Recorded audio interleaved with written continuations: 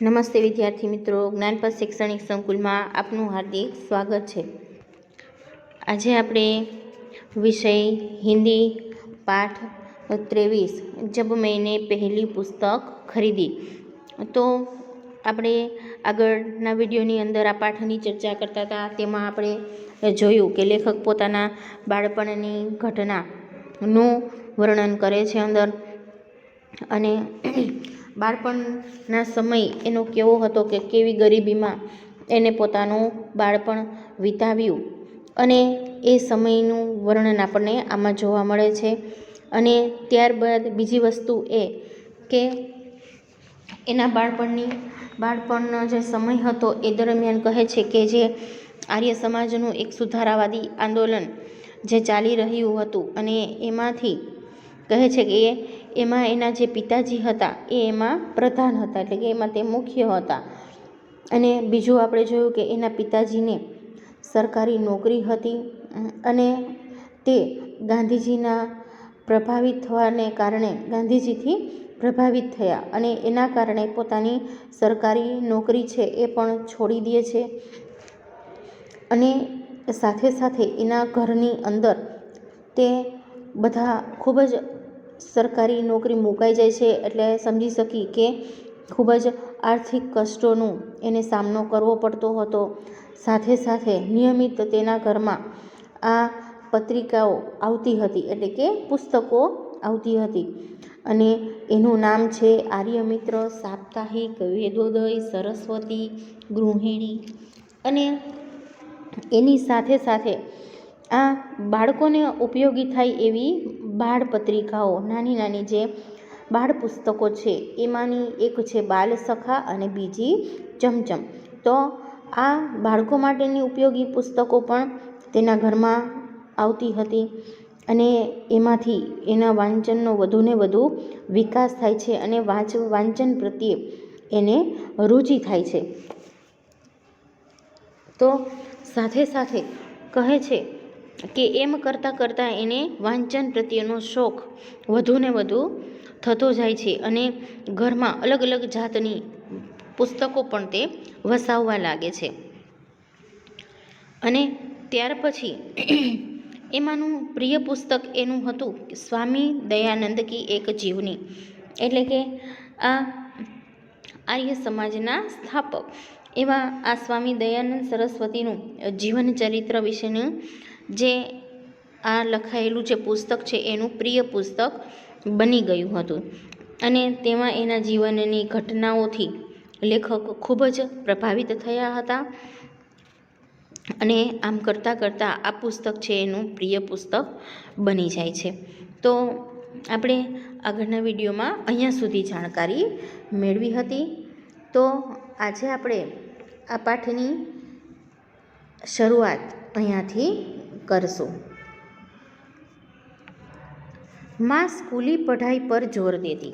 હવે તેની માતાને કેવી ચિંતા છે તેના બાળક પ્રત્યે એ જોઈ કે ચિંતિત રહેતી કે લડકા કક્ષા કી કિતાબેं નહીં પડતા, પાસ कैसे होगा। હવે માને દિવસ રાત એ ચિંતા સતાવતી હતી કે મારો છોકરો છે એ જેના ભણતરની જે બુકો છે એ તો વાંચતો નથી, તો પાસ કેવી રીતે થશે।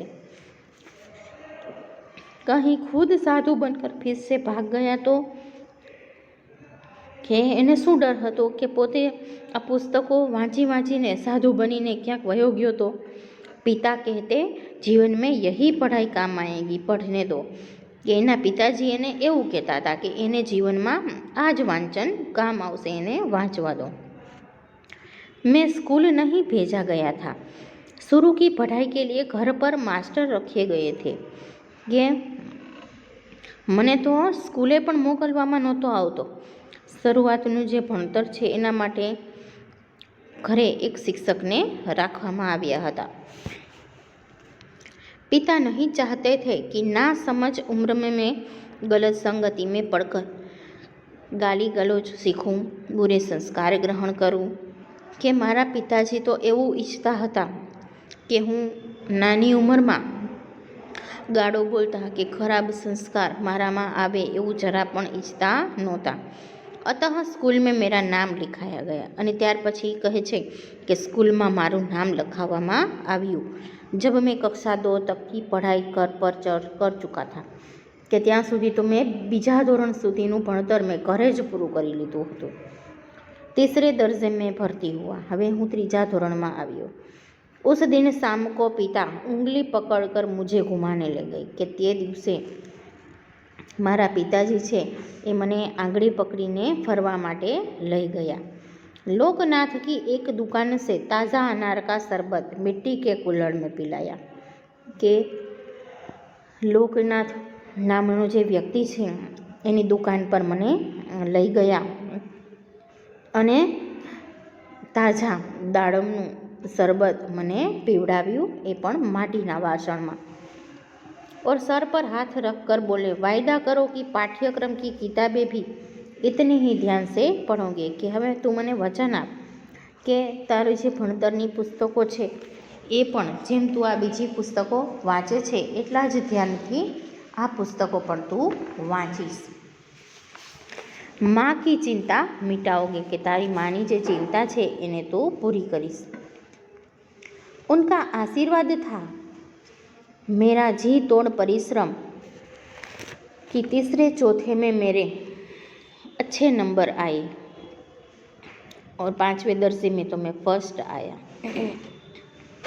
माँ ने आंसू भरकर गले लगा लिया. पिता मुस्कुराते रहे, कुछ बोले नहीं. કે હવે તેના આશીર્વાદથી એમ કહે છે કે હું ખૂબ જ મહેનત કરવા લાગ્યો અને ત્રીજા ચોથા ધોરણમાં તો મારા સારા એવા નંબર આવ્યા અને 5મા ધોરણમાં તો હું પહેલા નંબરે પાસ થયો. કહે છે કે માએ તો મને ભેટી લીધો અને પિતા હસતા રહ્યા પણ કાંઈ બોલ્યા નહીં. અંગ્રેજી મેં મેરે નંબર સબસે જ્યાદા થે કે અંગ્રેજીમાં તો મારો નંબર વધારે હતો એટલે કે વધુ માર્ક્સ હતા. અતઃ સ્કૂલ મેં ઇનામ મેં 2 અંગ્રેજી કિતાબે મિલી હતી કે હવે સ્કૂલમાંથી એને ઇનામ સ્વરૂપમાં 2 અંગ્રેજી પુસ્તકો પ્રાપ્ત થાય છે. एक में 2 छोटे बच्चे घोंसलों की खोज में बागों और कुंजों में भटकते हैं और इस बहाने पक्षियों की जातियाँ, उनकी बोलियाँ, उनकी आदतों की जानकारी उन्हें मिलती हो. કે હવે એક પુસ્તક હતી એમાં શું હતું તો કે જે પક્ષીઓ છે એ પોતાના માળા માટેની શોધમાં આમ તેમ ભટક્યા કરતા હતા, એ બધી જાણકારી હતી. અને બીજું શું હતું તો કે આના લીધે મને અલગ અલગ પક્ષીઓની જાણકારી, એની જાતિ, એની બોલી, આ બધાની જાણકારી મને એ પુસ્તકમાંથી પ્રાપ્ત થઈ. दूसरी किताब थी ट्रस्टी द रग जिसमें पानी की कथाएँ थी. હવે બીજું એને પુસ્તક હતું ટ્રસ્ટી ધ રગ. એમાં કહે છે કે નાવિક અને માછલી વિશેની પાણીની જે કથાઓ, दरियाई जीव सृष्टि अंगेनी माहिती हती. कितने प्रकार के होते थे, कौन कौन सा माल लाद कर लाते हैं, कहाँ ले जाते हैं, नाविकों की ज़िंदगी कैसी होती है, कैसे कैसे जीव मिलते हैं, कहाँ वेल होती है, कहाँ शार्क होती है. કે હવે આ પુસ્તકમાં એને શેની જાણકારી મળી તો કે જે નાવિક છે એની જિંદગી કેવી હોય છે અને સાથે સાથે દરિયાઈ જીવ સૃષ્ટિ અને તેમાં કેવા અલગ અલગ જાતની વનસ્પતિઓ જે કાંઈ જોવા મળતી હોય છે. કહે છે કે ક્યાં વેલ માછલી હોય છે, ક્યાં શાર્ક હોય છે, આ બધું જ એમાં તેને એની જાણકારી આ પુસ્તકમાંથી એટલે કે ટ્રસ્ટી ધ રગ એમાંથી પ્રાપ્ત થઈ. इन 2 किताबों ने एक नई दुनिया का द्वार मेरे लिए खोल दिया. હવે આ 2 પુસ્તકોએ કહે છે કે મારા જીવનમાં તો એક કહે છે કે નવા દ્વાર ખોલી દીધા હતા. પક્ષીઓ મેં મેરા આકાશ ઓર રહસ્યો સે ભરા સમુદ્ર કે પંખીઓથી ભરેલું આ આકાશ અને સાથે સાથે રહસ્યોથી भरेलो आ समुद्र. पिता ने अलमारी के एक खाने में अपनी चीज़ें हटाकर जगह बनाई कि हवे पिताजीए આ એક કબાટનું ખાનું ખોલીને બધી વસ્તુઓ હટાવીને મને જગ્યા કરી આપી અને મારી આ બંને પુસ્તકો એને આ ખાનામાં રાખી અને શું કહે છે, આજ સે યહ ખાના તુમ્હારી અપની કિતાબો કહે કે આજથી આ ખાનું છે એ તારા પુસ્તકો માટે જ રહેશે. યહ તુમ્હારી લાઇબ્રેરી હે કહે છે કે આ તારી લાઇબ્રેરી છે. યહાં સે આરંભ હુઈ ઉસ બચ્ચે કી લાઇબ્રેરી. હવે અહીંયાથી શરૂઆત થઈ આ છોકરાની લાइब्रेरी. आप पूछ सकते हैं कि किताबें पढ़ने का शौक़ तो ठीक, किताबें इकट्ठी करने की सनक क्यों सवार हुई? उसका कारण भी बचपन का एक अनुभव है. કે હવે તમે પૂછો કે આટલો વાંચનનો શોખ અને પુસ્તકો ભેગી કરવાનો શોખ, એવી ધૂન ક્યાંથી એને સવાર થઈ? તો કે એનું એક જ કારણ હતું કે બાળપણની એનો એક અનુભવ. इलाहाबाद भारत के प्रख्यात शिक्षा केंद्रों में एक रहा है. હવે અલ્હાબાદ છે એ શૈક્ષણિક કેન્દ્રોમાંનું એક કેન્દ્ર છે. ईस्ट इंडिया कंपनी द्वारा स्थापित पब्लिक लाइब्रेरी से लेकर महामना मदन मोहन मालवीय द्वारा प्रस्थापित भारती भवन तक.